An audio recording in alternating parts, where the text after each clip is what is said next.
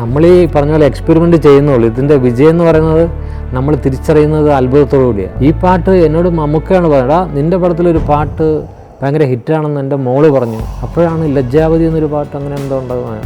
അപ്പോഴാണ് നമ്മൾ പോലും അറിയുന്നത് അങ്ങനെ ഒരു പാട്ട് ഹിറ്റായോ. ഇന്നായിരുന്നു അതെങ്കിൽ അത്രയും വലിയ ഹിറ്റ് ഇന്ത്യയിൽ ഉണ്ടായിട്ടുണ്ടാവില്ല. കെട്ടിപ്പിടിച്ചുറങ്ങുന്ന ഫോട്ടോ റിക്രിയേറ്റ് ചെയ്തതാണ്, എല്ലാവർക്കും അറിയാലോ. ഗോട്ട് ലയണൽ മെസ്സി അന്ന് വേൾഡ് കപ്പ് അടിച്ച സമയത്ത് അപ്പോൾ ഏകദേശം ആൾ അന്ന് എങ്ങനെയാണ് ഫീൽ ചെയ്തിട്ടുണ്ടാവുക എന്നുള്ളൊരു സംഭവം അന്ന് രാത്രി എനിക്കത് കിട്ടി. എനിക്ക് ആ അവാർഡ് കിട്ടിയപ്പോൾ അങ്ങനെ ഒരു ഓവർവെൽമിങ് ആയിട്ടുള്ളൊരു ഭയങ്കര സന്തോഷം ഉണ്ടായിരുന്നു. അപ്പോൾ അത് എക്സ്പ്രസ് ചെയ്തു. ഈ ഒരു മാറ്റം ഈ ജനറേഷൻ ഇപ്പോഴാണ് കാണുന്നത്. ഞാനും എന്നെക്കാട്ടിലും മുമ്പേ ഉണ്ടായിരുന്ന ജയരാജനൊക്കെ മലയാള സിനിമ അന്നും ഇന്നും എല്ലാവരും ഒത്തുനോക്കുന്നൊരു സാധനമായിരുന്നു. ബിക്കോസ് ഇവിടെയാണ് ഏറ്റവും ലേറ്റ് 70s and 80s ബിഗിനിങ്ങിൽ ഈ പറഞ്ഞ പോലെ തന്നെ ഇതിനേക്കാൾ കൂടുതൽ പത്മരാജൻ, അരവിന്ദൻ, അടൂര്, KG ജോർജ്, ജോൺ എബ്രഹാം തുടങ്ങിയ ഒരു അറ്റം എക്സ്പെരിമെൻ്റൽ ഫിലിം മേക്കേഴ്സാണ്. തുടർന്നതൊക്കെ എക്സ്പെരിമെൻറ്റ്സ്. അത്ഭുതം തോന്നും. ഹായ്, ഹലോ, നമസ്കാരം. സൈന സത് പ്ലസിൻ്റെ എല്ലാ പ്രേക്ഷകർക്കും സ്വാഗതം. ശാന്തമി രാത്രിയിൽ എന്ന ഏറ്റവും പുതിയ ചിത്രത്തിൻ്റെ വിശേഷങ്ങളുമായിട്ട് ഈ സിനിമയിലെ ക്രൂ മെമ്പേഴ്സാണ് ഇന്ന് എൻ്റെ കൂടെ ജോയിൻ ചെയ്യുന്നത്. ഒരുപാട് സ്നേഹത്തോടെ സ്വാഗതം ചെയ്യുന്നു. നമസ്കാരം. എനിക്കൊന്ന് സാറിൻ്റെ സിനിമയാണെന്ന് പറയുമ്പോൾ തന്നെ എനിക്കൊന്ന് ഈ പോസ്റ്ററിൽ എഴുതി ഇത്രയും കാര്യങ്ങളുടെ ആവശ്യമൊന്നുമില്ല. സാറിൻ്റെ സിനിമയാണ് ഞങ്ങൾ മലയാളികൾ ഏറ്റവും കൂടുതൽ കാത്തിരിക്കുന്ന ഒരു ചിത്രം. എന്താണ് ഈ ശാന്തമി രാത്രി?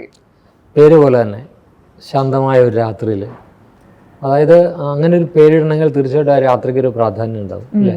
അതെ. അങ്ങനെയുള്ളൊരു രാത്രി, അതൊരു ക്രിസ്മസ് രാത്രിയാണ്. തിരുപ്പിറവയ്ക്ക് മുൻപ് ഉള്ളൊരു നിശബ്ദത, എല്ലാവരും പാതിര കുർബാന കൂടുമ്പോഴുള്ള ആ ഒരു താഴ്വരയിൽ, അല്ലെ മൂന്നാറിൻ്റെ ഒക്കെ ഉള്ളൊരു തൂക്കുപാലമൊക്കെ ഉള്ളൊരു സ്ഥലത്ത് പ്രണയിക്കുന്ന രണ്ടുപേര്. അത് ജീവിതത്തിന്റെ തുടക്കമാണ്. കാരണം പ്രീ ഡിഗ്രിക്ക് പഠിക്കുന്ന രണ്ട് കുട്ടികളാണ്.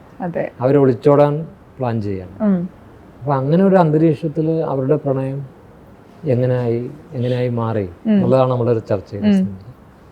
അത് പുതിയ കാലത്തിൻ്റെ, അതായത് ഇപ്പോൾ നമ്മൾ ഈ സ്റ്റഡി അബ്രോഡിന് പോകുന്ന കുട്ടികളൊക്കെ ഉണ്ടല്ലോ, അവർ UK പോയിട്ട് അവിടെ പഠിക്കുന്ന അവരുടെ പ്രശ്നങ്ങളും അവരുടെ പുതിയ തലമുറയിലുള്ള അവരുടെ രീതികൾ, അതായത് ഡേറ്റിങ്ങും ലിവിങ് ടുഗദറും ബ്രേക്കപ്സും ഒക്കെ ഉള്ള ആ ഒരു അന്തരീക്ഷത്തിൽ അവിടെ ലണ്ടൻ ബ്രിഡ്ജിന്റെ പശ്ചാത്തലത്തിലാണ് ആ കഥ പറയുന്നത്. ഇത് മൂന്നാറിലെ തൂക്കുപാലത്തിന്റെ പശ്ചാത്തലത്തിലാണ്. അപ്പം 2024 ലണ്ടൻ ബ്രിഡ്ജും 1970 തൂക്കുപാലം, ഇത് രണ്ടും കണക്റ്റഡ് ആണ്. രണ്ട് എലമെന്റ്സ് ആണ്. രണ്ട് തരത്തിലുള്ള പ്രണയ എക്സ്പ്രഷൻസ്. ഇതെങ്ങനെയാണ് കണക്ട് ചെയ്യുന്നത്? അത് ഈ ശാന്തമി രാത്രിയിലാണ് ഫുൾഫിൽ ആകുന്നത്. അതിൻ്റെ ഒരു പൂർണ്ണത ആ രാത്രിയിലാണ്. അപ്പോൾ അത് ഒരു ശരിക്കും പറഞ്ഞ ലവ് സ്റ്റോറി തന്നെയാണ് രണ്ട് കാലത്തിൻ്റെ. അത് രണ്ടും കൂടെ ചേരും. അതാണൊരു പ്രത്യേക ഒരു ബ്ലെൻഡിങ് വരുന്നത്.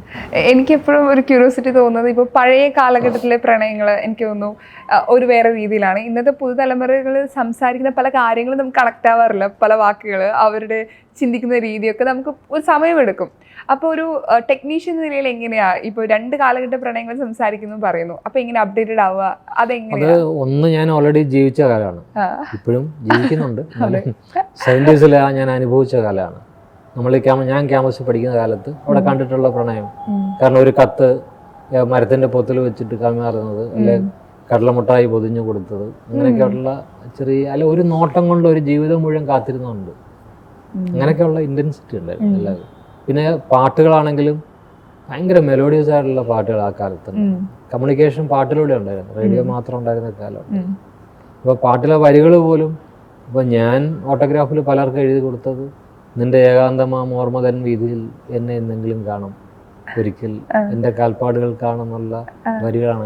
അന്ന് ക്യാമ്പസിൽ ഭയങ്കര ഈ റൊമാൻറ്റിക് കണക്ഷൻസ് കൂടുതൽ സിനിമാ പാട്ടുകളിലൂടെയൊക്കെ ആയിരുന്നു. അത്രയും സ്പ്ലെൻഡിഡ് ആയിരുന്നു ആ കാലം. അതിൻ്റെ സ്പേസ്, കമ്മ്യൂണിക്കേഷൻ വലിയ ബുദ്ധിമുട്ടായിരുന്നു. ഇന്ന് കമ്മ്യൂണിക്കേഷൻ വളരെ എളുപ്പമായി. പെട്ടെന്ന് ഐമസ് അടിച്ച് അല്ലെങ്കിൽ ബ്രേക്കപ്പ് ഒക്കെ പെട്ടെന്ന് തീർക്കാം, ഒരു സെക്കൻഡ് കൊണ്ട്. സ്പേസും പോയിട്ടുണ്ട്, സ്പീഡ് കൂടി. അപ്പം ഈ പ്രണയം എന്ന് പറയുന്നത് ഗ്രോ ചെയ്യണം. അല്ലെങ്കിൽ നമ്മൾ വിപ്രലംബം അല്ലെങ്കിൽ ഈ മിസ്സിങ് എന്ന് പറഞ്ഞ എലമെന്റ് ആണ് പ്രണയത്തിന്റെ ഏറ്റവും ഇന്റൻസിറ്റി ഉള്ളത്. പരസ്പരം ഒരു തരത്തിലും കമ്മ്യൂണിക്കേറ്റ് ചെയ്യാൻ പറ്റാതാകുക, രണ്ടുപേരും രണ്ട് സ്പേസിൽ നിൽക്കുക. അപ്പോഴാണ് ഈ പ്രണയം ഗ്രോ ചെയ്യുന്നത്. അതൊരു പെയിനാണ് ശരിക്കും. ലവ് എന്ന് പറയുന്നത് വേദനയാണ്.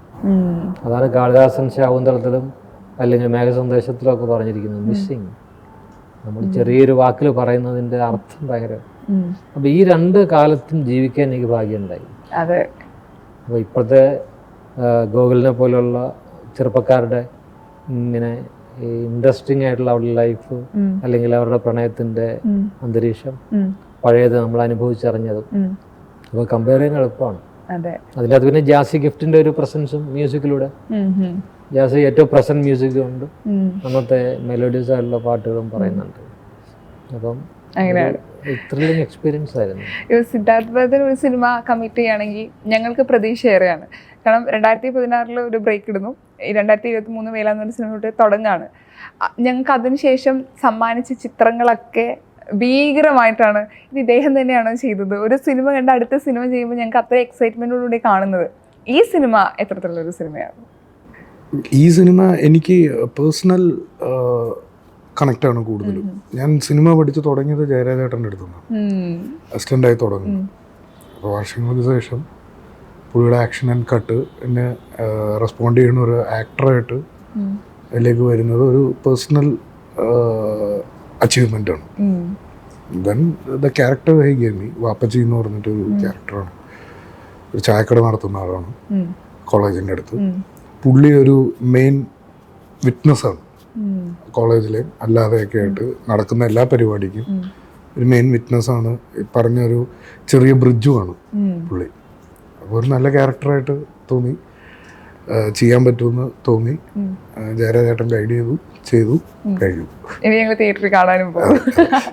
ഗൂഗിൾ ആദ്യം കൺഗ്രാജുലേഷൻ, സ്റ്റേറ്റ് അവാർഡ് കിട്ടിയില്ല. ആദ്യ സിനിമ, അതിപ്പം അടുത്തൊരു സിനിമയ്ക്ക് ഈ പോസ്റ്റിൽ എഴുതി കാണാന്ന് പറയുമ്പോൾ അതിൻ്റെ ഒരു സന്തോഷം വേറെ ഉണ്ടല്ലോ. ഞങ്ങൾ കാണുന്നത് ഈ പറഞ്ഞ അവാർഡ് കിട്ടിപ്പിടിച്ച് കിടന്ന് ഉറങ്ങുന്ന ഒരു ഫോട്ടോയാണ്. ആ സമയത്തുള്ളൊരു ഫീൽ എന്താ അറിയാനുള്ള ക്യൂരിയോസിറ്റി ഉണ്ട് ചോദിക്കാം. അത് ആക്ച്വലി ആ കെട്ടിപ്പിടിച്ച് ഉറങ്ങുന്ന ഫോട്ടോ റിക്രിയേറ്റ് ചെയ്തതാണ്. എല്ലാവർക്കും അറിയാം, ഗോട്ട് ലയണൽ മെസ്സി അന്ന് വേൾഡ് കപ്പ് അടിച്ച സമയത്ത് ആണല്ലോ. അപ്പൊ നമുക്കും ആ ഒരു അർജന്റീനിയൻ ഫാൻ എനിക്ക് കിട്ടിയൊരു ഫീൽ ഉണ്ട്. അപ്പൊ ഏകദേശം ആൾ അന്ന് എങ്ങനെയാണ് ഫീൽ ചെയ്തിട്ടുണ്ടാവുക എന്നുള്ളൊരു സംഭവം അന്ന് രാത്രി എനിക്കത് കിട്ടി. ആൾക്കത് കുറെ കാലങ്ങൾക്ക് ശേഷം കാത്തിരുന്ന എന്തോ സാധനം കിട്ടിയ പോലെ എനിക്ക് ആ അവാർഡ് കിട്ടിയപ്പോ അങ്ങനെ ഒരു ഓവർവെൽമിങ് ആയിട്ടുള്ള ഒരു ഭയങ്കര സന്തോഷം ഉണ്ടായിരുന്നു. അപ്പൊ അത് എക്സ്പ്രസ് ചെയ്തു. ഈ കഥാപാത്രത്തിൽ വരുമ്പോൾ അല്ലെങ്കിൽ ഇപ്പം ആടുജീവിതം പോലത്തെ ഒരു സിനിമ ചെയ്തതിന് ശേഷം ചെയ്യുന്ന ഒരു ചിത്രമാണ്. അപ്പം നമുക്ക് വരുന്ന കഥകൾ, ഒത്തിരി കഥകളും തിരക്കഥയും ഒക്കെ കേൾക്കുന്നുണ്ടാവും. എന്തുകൊണ്ട് ഈ സിനിമ തിരഞ്ഞെടുക്കാനുള്ള ഒരു കാരണം? അത് ആദ്യത്തെ സിനിമ നമ്മളെ തേടി വരുന്നതാണ്, പിന്നെയുള്ളതൊക്കെ നമ്മൾ തിരഞ്ഞെടുക്കുന്ന സിനിമയാണ് ഞാൻ കേട്ടിട്ടുണ്ട്. അപ്പോ ഈ ഒരു സിനിമയില് ഈ 1970-കളിലെ ഒരു പ്രണയം, അങ്ങനെ ഒരു ക്യാരക്ടറാണ് 70-കളിലെ പ്രണയം എന്ന് പറയുന്നത്. ഇപ്പോ നേരത്തെ സാറ് പറഞ്ഞ പോലെ തന്നെ ആ കാലഘട്ടം ഇപ്പോ കണ്ണുകളിലൂടെ സംസാരിക്കുകയും വാക്കുകൾ നിശബ്ദതയിലൂടെ സംസാരിക്കുകയും കണ്ണുകളിലൂടെ പ്രണയിക്കുകയും ചെയ്യുന്ന ഒരു കാലഘട്ടമായിരുന്നു സാറ് പറഞ്ഞ പോലെ 1970s. അപ്പൊ ആ ഒരു സമയത്ത് എങ്ങനെയാണ് ലിവ് ചെയ്യുക, അത് നമുക്ക് ഓരോ ആക്ടറിനും കിട്ടുന്ന ഭാഗ്യം എന്ന് പറയുന്ന ഓരോ സമയം അല്ലെങ്കിൽ അറ്റ്മോസ്ഫിയർ അല്ലെങ്കിൽ പീരിയഡ് ഒക്കെ നമുക്ക് ലിവ് ചെയ്യാൻ പറ്റും ഒരു സിനിമയിലൂടെ. അപ്പൊ അതൊരു ഭയങ്കര എക്സൈറ്റിംഗ് ആയിട്ടുള്ള ഒരു എലമെന്റ് ആയിരുന്നു ഈ സിനിമയിൽ എന്ന് പറയുന്നത്. ലവ് സ്റ്റോറി, അതും ലവ് സ്റ്റോറി. എല്ലാവർക്കും നമ്മളെ മനസ്സിലൊരു പ്രണയമുണ്ട്, നമ്മളെ മനസ്സിലൊരു ഇഷ്ടമുണ്ട്. അപ്പൊ അത് നമുക്ക് എങ്ങനെയാണ് ഒരു സിനിമയിൽ ചെയ്യുമ്പോൾ എങ്ങനെ ഉണ്ടാവും, ട്രൈയിങ് ആണല്ലോ. ഈ ഗോകുലിനെ കാസ്റ്റ് ചെയ്യുന്ന സമയത്ത് സാറിന് ആദ്യം ഈ ആടുജീവിതം കാണുമ്പോൾ തന്നെ ഗോകുല് ഇതിന് പറ്റിയ ഒരാളാണ്. എങ്ങനെ ഗോകുലിന്റെ കാസ്റ്റിംഗ് എങ്ങനെയാണ് വരുന്നത്? ആടുജീവിതം കണ്ടത് തന്നെയാണ്. ആടുജീവിതം കാണുമ്പോൾ അവൻ്റെ ഒരു ഇന്നസെൻസ് ഉണ്ട് ടോട്ടൽ ഫിലിമിൽ. അവൻ ഒരു നിഷ്കളങ്കനാണ് ശരിക്കും ആ സിനിമയിൽ. അവൻ്റെ ക്യാരക്ടർ, പിന്നെ അവൻ്റെ ഒരു തേഴ്സ്റ്റ് ഉണ്ട്. അവന് ഈ ജീവിക്കാനും അല്ലെങ്കിൽ രക്ഷപ്പെടാനുമുള്ള അവൻ്റെ ഒരു തീക്ഷ്ണമായ ആഗ്രഹവും അതിൽ നിന്ന് അവൻ അവസാനം മരിക്കുന്നവരെയുള്ള രംഗം ഭയങ്കരമായിട്ട് നമ്മളെ ഹോണ്ട് ചെയ്യുന്നു ആ സിനിമ. ഞാൻ ഈ കഥ ആലോചിക്കുമ്പോൾ ഈ ഇന്നസെൻസ് ആണ് ആ ക്യാരക്ടറിന്. കാരണം ഈ 18 അല്ലെ 19 വയസ്സ് 20 വയസ്സിന് താഴെയുള്ള കുട്ടികളാണ്. അവർ പ്രണയിക്കുമ്പോൾ അവർക്കൊരു അത്രയും ഡീപ്പാണ് ആ അവരുടെ ഫസ്റ്റ് ലവ് എന്ന് പറയുന്നതിൻ്റെ ഒരു ഡെപ്ത്. ഒളിച്ചോടി എവിടെയെങ്കിലും പോയി രക്ഷപ്പെടാൻ ആഗ്രഹിക്കുന്ന ആ ഇന്നസെൻസ് വേണം. അറ്റ് ദ സെയിം ടൈം ഇവർ തമ്മിലുള്ള ഒരുപാട് പാട്ടുകളുണ്ട്. ആ പാട്ടുകളിലൊക്കെ ആ കാലത്തെ പ്രണയ എക്സ്പ്രഷൻസ് വേണം. നസീർ സാറിൻ്റെ ഒക്കെ കാലത്തുള്ള ഈ പാട്ടുകളിലൂടെ ഭയങ്കര രസമായിട്ട് കമ്മ്യൂണിക്കേറ്റ് ചെയ്തിട്ടുണ്ട് അന്നത്തെ. അത് എനിക്ക് തോന്നുന്നു ഒരു പരിധിവരെ ഗോകുൽ നന്നായിട്ട് ചെയ്തത്. പലപ്പോഴും നസീർ സാറിൻ്റെ ഒക്കെ ഇമിറ്റേറ്റ് ചെയ്യല്ല, അവനിലുണ്ട്.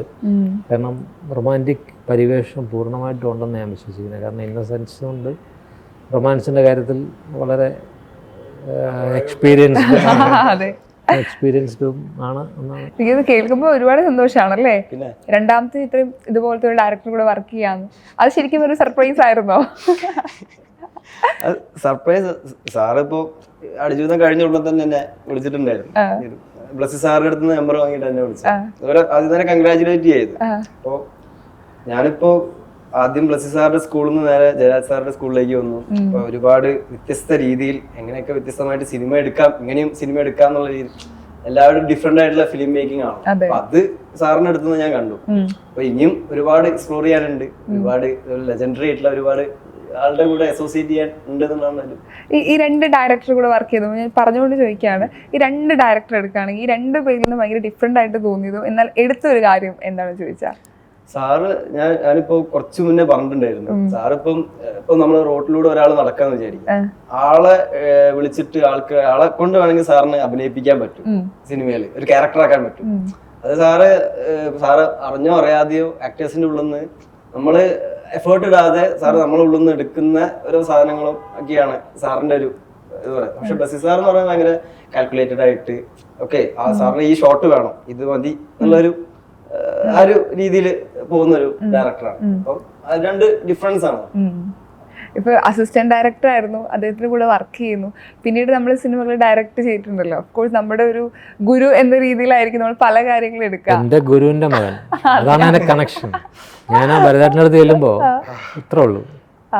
ഞാൻ എന്റെ രാവിലെ നിന്ന് എന്റെ ജോലി എടുത്ത് മടിയിരുത്തുക, കഥ അവിടെയുള്ള പുസ്തകങ്ങളൊക്കെ നോക്കി കഥ പറഞ്ഞു കൊടുക്കുക, ഞാൻ ഉണ്ടാക്കുന്ന കഥകൾ പറഞ്ഞു കൊടുക്കുക. അതായിരുന്നു ഏറ്റവും കൂടുതൽ. അതായിരുന്നു നായകനായ ഞാൻ മറ്റേ കാഡ്ബറീസിന്റെ ഹെലികോപ്റ്ററിൽ കാഡ്ബറീസിന്റെ കണ്ണായിട്ട് പോയിട്ട് ഓരോ കഥ കേൾക്കുമ്പോൾ ഇങ്ങനെ എക്സൈറ്റഡ് ആയിട്ട് നോക്കിയിരിക്കും എന്റെ മുഖത്ത്. കാരണം ഭരതേട്ടൻ എഴുന്നേറ്റ് വെച്ചിട്ട് ലേറ്റ് ആവും. ഞാനാണ് എനിക്ക് ഈ ഓവർ സിനിമ പഠിക്കാനുള്ള ആഗ്രഹം കൊണ്ട് വെളുപ്പിന് ചൊല്ലുമൊക്കെ ശരി, ഇങ്ങനെ ഗുരുകുലം പോലെ തന്നെയാണ്. അവിടെ ഇരുന്ന് ഇങ്ങനെ ഭരതേട്ടൻ എഴുന്നേക്കുന്നതിന് ജയം വന്നോന്ന് ചോദിച്ചിട്ട്, കാരണം എന്നാലും എഴുന്ന അല്ലെ കുറച്ചുകൂടെ കിടക്കാം. ഡിസ്കസ് ചെയ്യാൻ ആളെത്തിയിട്ടില്ലല്ലോ. രാവിലെ തൊട്ട് ഞങ്ങൾ സിനിമ തന്നെ, സിനിമ മാത്രമല്ല ആ വീട്ടിൽ സിനിമ സംസാരിക്കുന്നത്, തമാശകള് എല്ലാം സിനിമയാണ്. എനിക്ക് ആ കാലഘട്ടത്തിൽ വരുമ്പോ അല്ലേ അത് കേൾക്കാനും കൊച്ചിലെ ഇപ്പൊ ഇത് പറയുമ്പോൾ തന്നെ നമുക്ക് ചെറുപ്പത്തിലെ കഥകൾ എത്ര പേർക്ക് നമ്മുടെ പഴയ കഥകൾ. പിന്നെ അത് ചെറുപ്പത്തിലായിരുന്നു. ആഫ്റ്റർ ഗ്രോയിങ് അപ്പ് ഈ ഫിലിം മേക്കിങ്ങിലേക്ക് വന്നപ്പോൾ ഒരു സിനിമ ജോണറിൽ നിന്നിട്ടില്ല ഞാൻ ആസ് മേക്കർ. പല പല ജോണേഴ്സ് ട്രൈ ചെയ്തിട്ടുണ്ട്. അതിന്റെ മെയിൻ ഇത് ജയരാജേട്ടൻ തന്നെയാണ്. ജയരാജേട്ടൻ ജോണി വാക്കറും ചെയ്യും, ദേശാടനവും ചെയ്യും. ഒരു സ്ഥലത്ത് പുള്ളി ഉറച്ചു നിൽക്കില്ല, എല്ലാം ഫിലിംസ് ട്രൈ ചെയ്യുന്നുള്ളൊരു സാരാണ് അത്. അല്ല ഞാൻ ഇതാക്കി പറഞ്ഞല്ലോ, നീ അത് വിപുലീകരിച്ച് ഇതാക്കട്ടെ. എങ്കിലും ഇപ്പൊ ഇത്രയും ഒരു ജോണിൽ തന്നെ നിൽക്കുന്നില്ല എന്ന് പറഞ്ഞു, എങ്കിലും ചെയ്യാൻ ഇഷ്ടമുള്ള ഒരു സിനിമ ഇതാ. എൻ്റെ ഒരു ഫസ്റ്റ് ഫിലിം, ഞാനൊരു സിനിമ ചെയ്യണമെന്ന് ആഗ്രഹിക്കുന്നുണ്ട്. അത് ഞാൻ സിനിമ ഇതുവരെ ചെയ്തൊന്നും എനിക്ക് പൂർണ്ണമായും അത് പൂർണ്ണതയുള്ള സിനിമയാണെന്ന് തോന്നുന്നില്ല. എന്നെ ഇൻസ്പയർ ചെയ്തിട്ടുണ്ട് കുറേ സിനിമകൾ. കുറേ കാലത്ത് മാസ്റ്റേഴ്സിൻ്റെ ആ സിനിമകളുടെ ഏതാണ്ട് അടുത്തുപോലും എത്താൻ ഒരു സിനിമയ്ക്കും പറ്റിയിട്ടുണ്ടെന്ന് തോന്നുന്നില്ല. അപ്പോൾ ഒരു സിനിമ ചെയ്യണം. ഒരു ടെക്നീഷ്യൻ നില അല്ലെങ്കിൽ ആക്ടർ എന്ന രീതിയിൽ ചോദിക്കുകയാണ്, ഇപ്പം ഒരു സിനിമ സക്സസ് ആവാണ്, ചിലപ്പോൾ അടുത്ത സിനിമ അത്ര സക്സസ് ആവുന്നില്ല. അപ്പം നിങ്ങളുടെ മനസ്സിലൂടെ എങ്ങനെയാണ് പോവുക? അല്ലെങ്കിൽ ഇത് ഒരു ഭീതിയാണോ? എങ്ങനെ അതിനെ ഹാർഡ് വർക്ക് ചെയ്യുന്നത്? അല്ലെങ്കിൽ പെട്ടെന്നൊരു ഹൈപ്പ് കിട്ടി പിന്നീട് താഴ്ന്നു പോകുന്ന സമയത്ത് നിങ്ങളുടെ മനസ്സിലൂടെ എന്തൊക്കെ ശരിക്കും പോവാ? സത്യം അടുത്ത പരിപാടി പിടിക്കുക അല്ലേ, അടുത്തത് നോക്കാല്ലേ, അടുത്ത എന്താ ക്രിക്കറ്റ് കളിക്കണ പോലെ തന്നെ ഈ ബോൾ മിസ്സായി അടുത്ത ബോൾ 6 പോകും.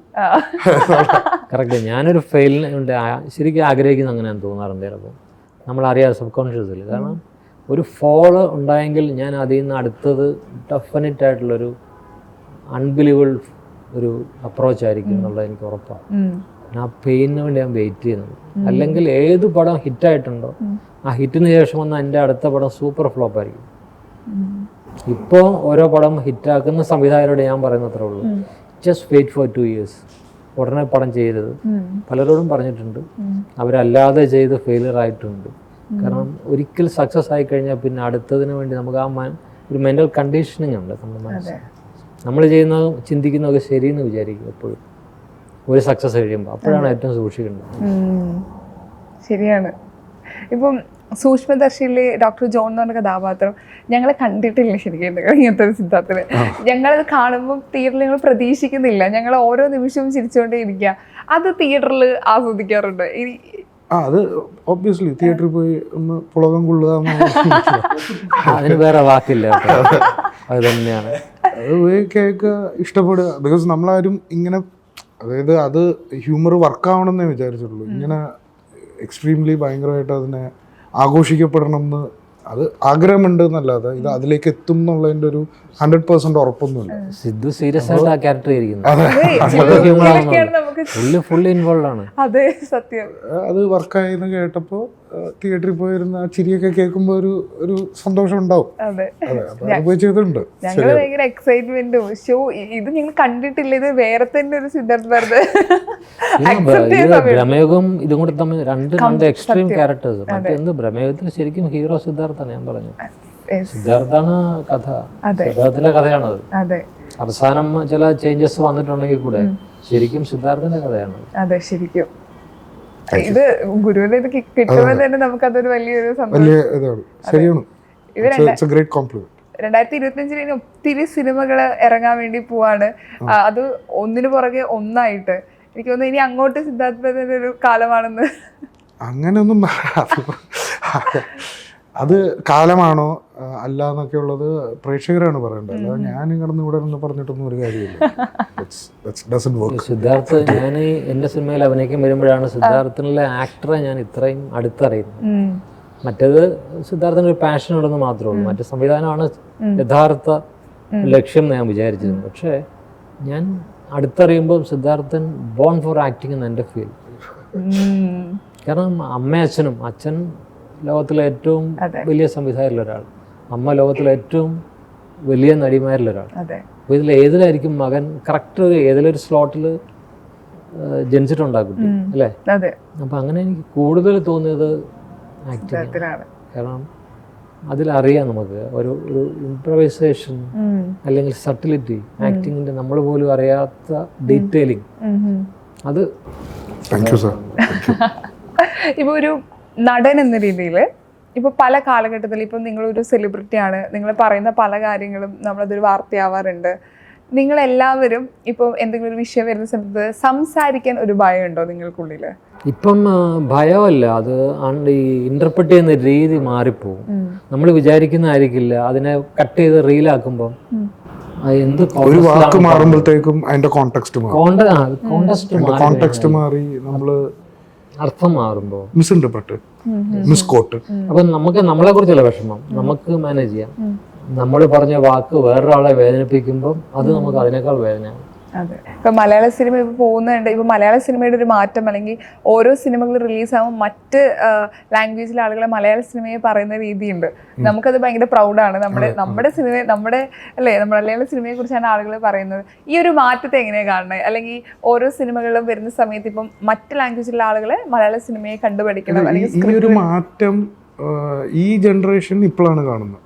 ഞാനും എന്നെക്കാട്ടിലും മുമ്പേ ഉണ്ടായിരുന്ന ജയരാജനൊക്കെ മലയാള സിനിമ അന്നും ഇന്നും എല്ലാവരും ഒത്തുനോക്കുന്ന ഒരു സാധനമായിരുന്നു. ബിക്കോസ് ഇവിടെയാണ് late 70s and 80s ബിഗിനിങ്ങിൽ ഈ പറഞ്ഞ പോലെ തന്നെ ഇതിനേക്കാൾ കൂടുതൽ എക്സ്പെരിമെന്റൽ ആയിട്ടുള്ള സിനിമകൾ. അപ്പോൾ പത്മരാജൻ, അരവിന്ദൻ, കെ.ജി. ജോർജ്, ജോൺ എബ്രഹാം തുടങ്ങിയ ഒരു അറ്റം എക്സ്പെരിമെന്റൽ ഫിലിം മേക്കേഴ്സാണ്.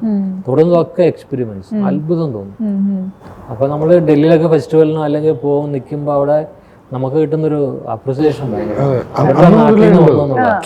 ബിക്കോസ് ഇവിടെ വേറൊരു കാര്യം, ഇവിടുത്തെ ഓഡിയൻസും അതിൽ ഈക്വലി ഇമ്പോർട്ടൻ്റ് ആണ്. അവരങ്ങനെ നിൽക്കുന്നതുകൊണ്ടാണ് ഇവരെ പോലുള്ള ഫിലിം മേക്കേഴ്സ് അല്ലെങ്കിൽ എന്നെ പോലുള്ള ഫിലിം മേക്കേഴ്സിന് ഇത്തരം ചില ജഗിൾ ചെയ്ത് ഇച്ചിരി എക്സ്പെരിമെൻ്റലായിട്ട് പടങ്ങൾ ചെയ്യാൻ പറ്റുന്നത്. ഇവിടെ ഫോർ അറ്റ് ദി ലേറ്റസ്റ്റ് കുഴി പോയ ഒരുത്തനെ രക്ഷിക്കുന്ന ഒരു സിനിമ, അത് ഒരു ഓഡിയൻസിൻ്റെ ഒരു ഭീകര ബാക്കപ്പിലാണ് ആ ഫിലിമിൻ്റെ. എന്താ വെച്ചാൽ അത് അങ്ങനെ തന്നെയാണ് അവരത് ചെയ്തിരിക്കുന്നതും. അതിൻ്റെ എമോഷൻസും ഫ്രണ്ട്ഷിപ്പിനെയൊക്കെ വെച്ചുകൊണ്ട് അത് മനസ്സിലാക്കുകയും അതിനെ അപ്രിഷിയേറ്റ് ചെയ്യുകയും ചെയ്യുന്ന ഓഡിയൻസ് ഇവിടെ ഉള്ളതുകൊണ്ട് this become A great hit. And എല്ലാവരും അവിടുന്ന് ഇങ്ങോട്ടേക്ക് ഒത്തുനോക്കുന്നു. ഇത് ഇന്ന് തുടങ്ങിയ ഫിനോമിനൻ അല്ല, 10-25 കൊല്ലം മുതലേ ഈ സാധനം നടക്കുന്നുണ്ട് ഇവിടെ. പക്ഷെ ഇപ്പോഴാണ് അത് ചർച്ച ചെയ്യപ്പെട്ടത്. ഇപ്പോഴാണ് എല്ലാവരും നമ്മളെല്ലാം അതിനെ കുറിച്ച്. പക്ഷെ അന്ന് വേറൊരു കാര്യം പറയുകയാണെങ്കിൽ കുറച്ചുകൂടെ ഗ്ലോബലി ആയിരുന്നു എക്സ്പെരിമെന്റ്. അന്നിപ്പോൾ അടൂര, ഭരതേട്ടൻ, അരവിന്ദൻ, ജോൺ അബ്രഹാം, KG ജോർജ് തുടങ്ങിയിട്ടുള്ള അവരുടെ എക്സ്പെരിമെന്റുകൾ ഗ്ലോബൽ എക്സ്പെരിമെന്റ്. കാരണം ഇന്റർനാഷണൽ ഫിലിം ഫെസ്റ്റിവലിലാണ്, അവിടെയാണ് ചലനം ഉണ്ടാക്കുന്നത്, ഭാരതത്തിൽ മാത്രമല്ല. ഇത് ഇപ്പോഴുള്ള ചേഞ്ചസ് മുഴുവൻ ഇന്ത്യയിൽ മാത്രം വലിയ കോളുകളൊക്കെ ഉണ്ടാക്കി അങ്ങ് തീരുന്നുണ്ട്. പക്ഷെ അത് പോരാ, നമ്മൾ ഗ്ലോബലി ഗ്രോ ചെയ്യണം.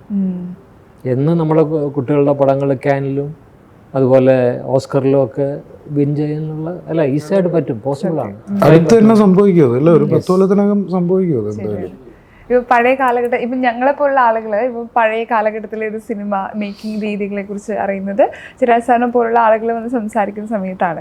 എങ്കിലും ഈ ഒരു മാറ്റം ഉണ്ടല്ലോ, ഇപ്പം പണ്ടുള്ള ഒരു സിനിമ മേക്കിങ്ങിനെ കുറിച്ചുള്ള എന്തെങ്കിലും ഓർമ്മകൾ, ഇപ്പം ഭരതൻ സാറിനെ കുറിച്ചുള്ള കാര്യങ്ങളൊക്കെ പറഞ്ഞു. അപ്പം അങ്ങനൊരു സിനിമയായിട്ടുള്ള ചുറ്റുപറ്റി ഇന്ന് കണ്ടിട്ടുള്ള അല്ലെങ്കിൽ സിനിമ മേക്കിങ്ങിനെ കുറിച്ച് അല്ലാതെ പണ്ട് കാലത്ത് എങ്ങനെയായിരുന്നു ഒരു സിനിമ ഒരു മേക്കിംഗ്? ഈ പറഞ്ഞ പോലെ അന്ന് ഇവരാരും ഒരു സൂപ്പർ സ്റ്റാർസിൻ്റെ പുറകെ പോയിട്ട് എക്സ്പെരിമെൻ്റ് ചെയ്യല്ല. ഇപ്പം ഭരത് ഗോപി എന്ന് പറയുന്നൊരു ആക്ടർ അന്ന് വരുമ്പോൾ കൊടിയേറ്റം സിനിമയിലൂടെ അദ്ദേഹത്തെ കാണുന്നത്.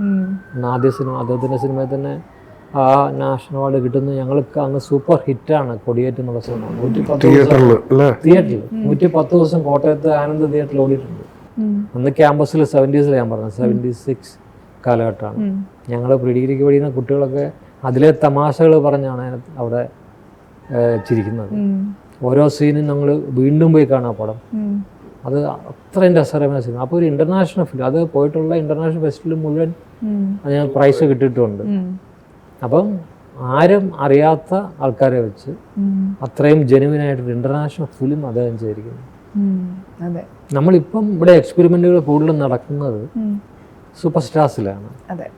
ആ വ്യത്യാസമുണ്ട്. അപ്പം നമ്മുടെ യങ്സ്റ്റേഴ്സ് ഈ പറഞ്ഞ പോലെ പുതിയ നടന്മാരെ കണ്ടെത്തുന്നതിലും കുറച്ചുകൂടെ ഇനിഷ്യേറ്റീവ് എടുക്കുന്നത് നന്നായിരിക്കും. അപ്പോൾ അവിടെയും ഈ സ്റ്റാർ വാല്യൂ എന്ന് പറഞ്ഞ ഒരു കാര്യം ഉണ്ടല്ലോ. ഒരു സമയത്ത് ഇപ്പം സ്റ്റാർ വാല്യൂ ഉള്ള സിനിമകളാണ് നമ്മളായാലും തിയേറ്ററിൽ പോയി കാണാൻ പ്രേക്ഷകർ ആഗ്രഹിക്കുക.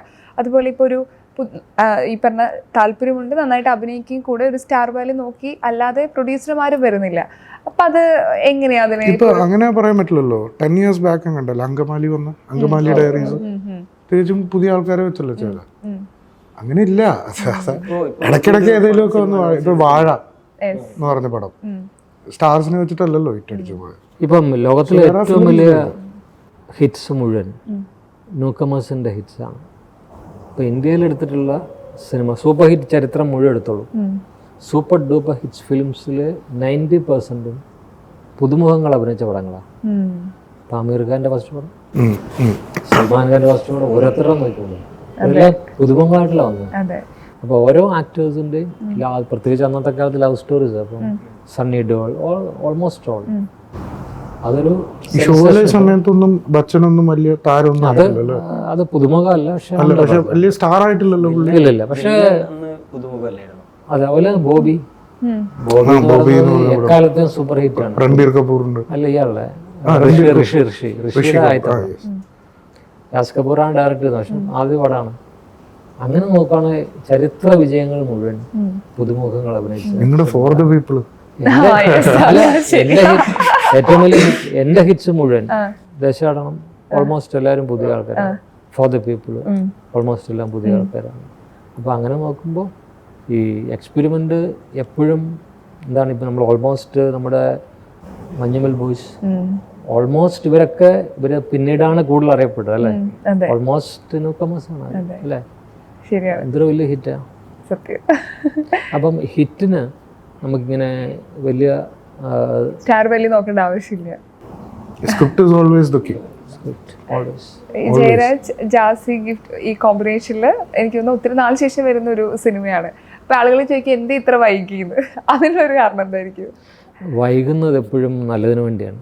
കാരണം കാത്തിരുന്ന വരുന്ന സിനിമ അതുപോലെ ഇമ്പാക്റ്റ് ഉണ്ടാവണമെന്ന് മാത്രമേ. അപ്പം ഇതിലൊരു മ്യൂസിക്കൽ കോമ്പിനേഷൻ വേണം അതിന്. ശാന്തമി രാത്രിയിൽ ശരിക്കും മിക്സാണ്. ഈ രണ്ട് കാലഘട്ടത്തെ കണക്ട് ചെയ്യണം. അതിന് മ്യൂസിക്കലി ഭയങ്കര ഇമ്പാക്റ്റ് ഉണ്ടാക്കണം. ജാസിയുടെ ഏറ്റവും പുതിയ ട്രെൻഡിലുള്ളതായിരിക്കണം. നമ്മളെ ട്രെൻഡിങ് ആയിട്ട് നിൽക്കുന്ന ജാസിയുടെ ഫോർ ദ പീപ്പിളിൽ ലജ്ജാവതിയേക്കാളുടെ ഹിറ്റ് ആവണം അടുത്തത്. അത് വലിയൊരു വെല്ലുവിളിയാണ്. അതേപോലെ ജാസിയുടെ ഈ മെലഡി സൈഡിലുള്ള പാട്ടും ഹിറ്റാവണം. ഇത് വലിയൊരു വെല്ലുവിളിയാണ് അല്ലേ? അങ്ങനെയുള്ള ഒരു അറ്റ്മോസ്ഫിയർ ഉണ്ട്. പിന്നെ പുതിയ ഇവർ രണ്ടുപേരും അഭിനയിച്ചിട്ടുണ്ട്. ഇപ്പം എസ്തർ ദൃശ്യത്തിലെ ഏറ്റവും ഒരു എന്താണ് എപ്പോഴും നമുക്കൊരു നിഷ്കളങ്കത തോന്നുന്ന മുഖമാണ്. അതുപോലെ ഗോകുലിൻ്റെയും രണ്ടുപേരും ആ ഇന്നസെൻസ് ഫീൽ ചെയ്യണം. ഈ ഇവരുടെ പ്രണയത്തിന് അത്രയും ആർദ്രത നമുക്ക് തോന്നണം. എന്നാലേ ഉള്ളൂ ഇത്രയും കാലത്തെ കാത്തിരിപ്പിന് അർത്ഥമുള്ളൂ. അതൊരു വലിയ ഫാക്ടറായിരുന്നു. ഇതെല്ലാം ചേർന്ന് വന്നു ഭാഗ്യവശാൽ. ഞാൻ UK എൻ്റെ മകനെ ചേർക്കാൻ പോയപ്പോഴാണ് ഇങ്ങനൊരു കഥയുടെ ഒരു ആശയം തോന്നുന്നത്. അവിടെ കണ്ട ഒരുപാട് എന്താണ് ഈ സ്റ്റഡി അബ്രോഡ് കുട്ടികളെ കണ്ടു. അവിടെ ലൈഫ് അവർ കഷ്ടപ്പാടുണ്ട്. അവിടെ നല്ല കഷ്ടപ്പാടാണ്. നമ്മൾ കാണുന്ന സ്വപ്നതുല്യമായ ലോകമൊന്നുമല്ല. പാർട്ട് ടൈം ജോലി ഇല്ലാതെയും കഞ്ഞിയും പയറൊക്കെ കഴിച്ച് ജീവിക്കുകയാണ് നമ്മൾ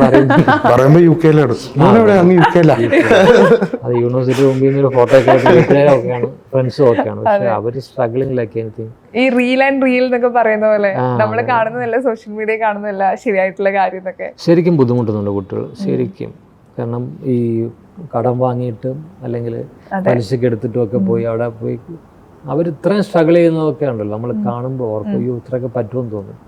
ഒരു മുറിയിൽ 10-15 പേരൊക്കെ താമസിക്കുന്നു കുട്ടികൾ. പാർട്ട് ടൈം ജോബ് കിട്ടാൻ സാധ്യതയില്ല. കിട്ടുന്നത് തന്നെ ബുദ്ധിമുട്ടുള്ള ജോലി. ക്ലൈമറ്റ്, മഴയും തണുപ്പും, ആഹാരത്തിന് ബുദ്ധിമുട്ട്. ഈ ഫോർ ദ പീപ്പിളില് ലിച്ചാവതി സോങ് ഉണ്ടല്ലോ, ചിലത് നമുക്ക് ആ ഷൂട്ടിംഗ് സമയത്ത് തന്നെ ഇത് ഹിറ്റ് അടിക്കും, അല്ലെങ്കിൽ ആളുകൾക്ക് ഇഷ്ടപ്പെടുന്ന ഒരു ഫീൽ വരുമല്ലോ. അതേ ഫീൽ ആയിരുന്നോ അതോ ഭയങ്കര സർപ്രൈസ് ആയിരുന്നോ? Surprise, 100% surprise. നമ്മൾ ഈ പറഞ്ഞ പോലെ എക്സ്പെരിമെന്റ് ചെയ്യുന്നുള്ളൂ. ഇതിന്റെ വിജയം എന്ന് പറയുന്നത് നമ്മൾ തിരിച്ചറിയുന്നത് അത്ഭുതത്തോടു കൂടിയാണ്. ഈ പാട്ട് എന്നോട് മമ്മൂക്കയാണ് പറയടാ നിന്റെ പടത്തിലൊരു പാട്ട് ഭയങ്കര ഹിറ്റാണെന്ന് എൻ്റെ മോള് പറഞ്ഞു എന്ന്. എന്താ ജൂക്ക് ബോക്സിൽ എപ്പോഴോ കണ്ടിട്ട്. ഏത് പാട്ട്? അപ്പോഴാണ് ലജ്ജാവതി എന്നൊരു പാട്ട് അങ്ങനെ ഉണ്ടോ. അപ്പോഴാണ് നമ്മൾ പോലും അറിയുന്നത് അങ്ങനെ ഒരു പാട്ട് ഹിറ്റായോ. പിന്നെ അതങ്ങനെ ഗ്രോ ചെയ്യും. അന്ന് ജൂക്ക് ബോക്സ് മാത്രം സോഷ്യൽ മീഡിയ ഒന്നും ഇല്ലല്ലോ. അതിങ്ങനെ ഗ്രോ ചെയ്ത് പിന്നെ എവിടെ പോയാലും ഈ പാട്ട് കേൾക്കുന്നുള്ളൂ. തിയേറ്ററിൽ തന്നെ 2 പ്രാവശ്യം ഇടുമല്ലോ. ഒരു പ്രാവശ്യം പാട്ട് കഴിഞ്ഞാലും ഒന്നുകൂടെ അത് കഴിഞ്ഞിട്ടേ പടം കാണുള്ളൂ. പക്ഷെ കോമഡി ഇന്നത്തെ കാലഘട്ടത്തിലെ കുട്ടികളും അത് എൻജോയ് ചെയ്യുന്നുണ്ട്. ഈ പാട്ട് ഇപ്പോഴും അത് എൻജോയ് ചെയ്യുന്നുണ്ട്. ഇന്നായിരുന്നു അതെങ്കിൽ അത്രയും വലിയ ഹിറ്റ് ഇന്ത്യയിൽ ഉണ്ടായിട്ടുണ്ടാവില്ല. ഇത്ര ഭയങ്കര ഓവർനൈറ്റ് ആണ് അതിന്റെ സെൻസേഷൻ. സത്യം. ജാസിയ നമുക്കൊരു ഞങ്ങളിതിൻ്റെ ഇതിന് പ്രൊമോഷന് വേണ്ടി ഇങ്ങനെ പ്രൊമോഷൻ സെൻസ് ഇങ്ങനെ സെലിബ്രേഷൻ ബസ്സിൽ കയറി ഇങ്ങനെ പോകും. അവിടെ കേരളത്തിൽ നിന്ന് എല്ലാ സ്ഥലത്തും കണ്ണൂര് നിങ്ങളുടെ നാട്ടിൽ കൂടെ ഒക്കെയാണ് പോകുന്നത്. പുറത്തിറക്കാൻ പറ്റുന്നില്ല ജാസിയ. അത്ര ആളാ വണ്ടി പൊതിഞ്ഞിട്ട്. ശരിക്കും എക്സാഗ്രേഷൻ അല്ലത്. എത്രയോ പേര് ഒന്ന് ചുറ്റും നിന്നിട്ടൊക്കെ ജാസിയ കൊണ്ടുവന്നു. അതുപോലെ ഒരു മ്യൂസിക് ഡയറക്ടർ, ഒരു സിംഗറെയാണ് ആരാധിക്കുന്നത്, ഒരു ആക്ടർ പോലും അല്ല. അതെ, ആളുടെ കരിയറിൽ തന്നെ ഒരു ബെസ്റ്റ് ആയിട്ടുള്ള ഒരു സംഭവം അല്ലേ? ജീവിതം മാറി മറിയുന്ന ഒരു പാട്ടായിരുന്നു. ഭയങ്കര മാറ്റം. ഇപ്പൊ സുമതി വളർന്ന ചിത്രം അതിന്റെ ടീച്ചർ വന്നപ്പോ തന്നെ ഞങ്ങള് ഭയങ്കര എക്സൈറ്റ്മെന്റ് കാത്തിരിക്കുകയാണ് ഇതുപോലത്തെ ഒരു സിനിമ. അതിന്റെ ഒരു വിശേഷം കൂടെ ഒന്ന് അത് പ്രൊമോട്ട് ചെയ്യാനായിട്ട് വരുന്നുണ്ട്. എങ്കിലും അതിന്റെ എന്തെങ്കിലും ലൂപ്പുകൾ കിട്ടിക്കഴിഞ്ഞാൽ അല്ലേ കമേഴ്ഷ്യൽ ഹാപ്പി ഗോ ഫിലിമാണ്. അതിന്റെ പ്രൊമോഷൻ സമയത്ത് പറയാം. ഒരുപാട് സന്തോഷം. ഈ ശാന്തമി രാത്രിയില് എനിക്ക് തോന്നുന്നു ആളുകളുടെ പ്രതീക്ഷയുള്ള സിനിമ, നമ്മുടെ പ്രേക്ഷകർക്ക് ഒത്തിരി ഇഷ്ടമുള്ള ആളുകൾ ഈ സിനിമയില് കാസ്റ്റിംഗിൽ വരുന്നുണ്ട്. അതുകൊണ്ട് പ്രതീക്ഷകൾ ഏറെയാണ്. അപ്പം ആ ഒരു ടെൻഷനും എക്സൈറ്റ്മെന്റും നിങ്ങൾക്കുണ്ടോ? ഈ സിനിമ എല്ലാ സിനിമയും എനിക്ക് ഭയമാണ്. കാരണം റിലീസിന്റെ ദിവസം ഞാൻ എൻ്റെ ആദ്യകാലങ്ങളിൽ റിലീസിന്റെ ദിവസം ഏതെങ്കിലും അമ്പലത്തിൽ പോയിരിക്കും. ഞാൻ തിയേറ്ററിൽ പോകാനുള്ള ധൈര്യം എനിക്കില്ല. അത് യൂണിവാക്കായാലും ശരി, ഫോർ ദ പീപ്പിളും എല്ലാത്തിനും അതെ. അവിടെ വെച്ചാ ഫസ്റ്റ് ദൂരം അറിഞ്ഞായി ഇറങ്ങി പോരാൻ പറയാം. ചിലപ്പോ അവിടെ തന്നെ ഇരുന്നോളാം. നിങ്ങൾ രണ്ടുപേരും ഇതുപോലെ തന്നെയാണോ? ഏകദേശമൊക്കെ. ഞാൻ പുള്ളിയുടെ അസിസ്റ്റന്റ് ആയിരുന്നല്ലോ. നമ്മൾ ചെയ്തൊരു വർക്ക് ഉണ്ട്. അപ്പൊ അത് ആളുകൾ എങ്ങനെയാണ് എടുക്കുക എന്നുള്ളൊരു ക്യൂരിയോസിറ്റി, ഒരു ആങ്സൈറ്റി അല്ല, ക്യൂരിയോസിറ്റി ഉണ്ടോ. പിന്നെ നല്ലപോലെ റിസീവ് ചെയ്യുകയാണെങ്കിൽ സന്തോഷം. ഇത് എന്നോട് ഫോർ ദ പീപ്പിൾ കഴിഞ്ഞപ്പോ ഗുരുവായൂരായിരുന്നു ഞാൻ. For the people first half കഴിഞ്ഞപ്പോഴേ രഞ്ജി പണിക്കർ വിളിച്ച് പറഞ്ഞു നീ പോരാൻ പറഞ്ഞു. കാരണം അത്ര ഗംഭീരമായിട്ടുണ്ടെന്ന് പറഞ്ഞു. ഇപ്പൊ രഞ്ജിയെ പോലെ ഒരാൾ വിളിച്ച് പറയുമ്പോഴേക്കും നമ്മൾ അടുത്ത വണ്ടിയിൽ അപ്പൊ ഇവിടെ ആഘോഷം തുടങ്ങി കഴിഞ്ഞു. കാരണം തിയേറ്ററിന്റെ പുറത്ത് ഡാൻസിങ് ആണ്, അതിനുള്ള എല്ലാ പിന്നെ അങ്ങോട്ടൊരു ആഘോഷമായിരുന്നു. അതുപോലെ ഈ സിനിമയും അതുപോലെ തന്നെ സൂപ്പർ ഹിറ്റ് ആവട്ടെ എന്ന് ഞാൻ വിഷ് ചെയ്യാണ്. ഫസ്റ്റ് ഡേ ഫസ്റ്റ് ഷോയിൽ എന്തായാലും ഉണ്ടാവും. അപ്പൊ എല്ലാവിധ ആശംസകളും നേരുകയാണ്. Thank you. Thank you so Thank you so much. much. Thank you.